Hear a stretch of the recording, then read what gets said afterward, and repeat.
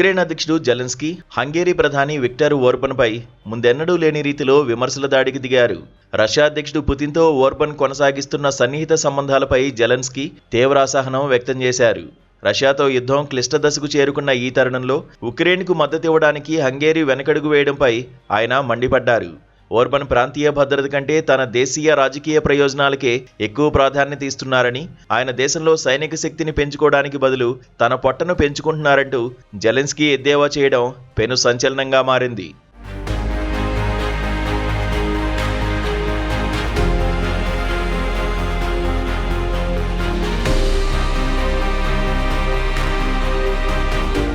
EU విధించిన ఆంక్షల నుంచి రష్యాను రక్షించేందుకు హంగేరీ నిరంతరం ప్రయత్నిస్తోందని జెలెన్స్కీ ఆరోపించారు.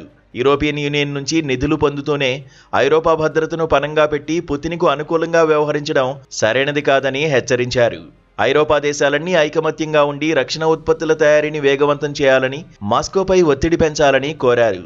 రష్యా దాడులను ఇప్పుడు అడ్డుకోకపోతే భవిష్యత్తులో ఐరోపాలోని మిగిలిన దేశాలకు కూడా ముప్పు తప్పదని ఆయన స్పష్టం చేశారు. ఐరోపా ప్రయోజనాలను తాకట్టు పెట్టే నాయకులు చరిత్రలో దోషులుగా నిలుస్తారని ఆయన ఘాటుగా వ్యాఖ్యానించారు. మరోవైపు యుద్ధాన్ని ఆపేందుకు అబుదాబి వేదికగా జరిగిన రెండో విడత శాంతి చర్చలు ఎటువంటి పురోగతి లేకుండానే ముగిశాయి. అమెరికా అధ్యక్షుడు ట్రంప్ ప్రత్యేక రాయబారి స్టీవ్ విట్కాఫ్, ఆయన అల్లుడు జేర్డ్ కుష్నర్ సమక్షంలో జరిగిన ఈ కీలక భేటీలో ఇరుపక్షాలు తమ పంతాలను వేడలేదు. ఉక్రెయిన్లోని కీలకమైన డాన్బాస్ ప్రాంతం నుంచి కీవ్ దళాలు పూర్తిగా వైదొలగాలని రష్యా పట్టుబట్టగా తమ స్వంత భూభాగాన్ని వదులుకునే ప్రసక్తే లేదని ఉక్రెయిన్ ఖరాఖండిగా చెప్పింది.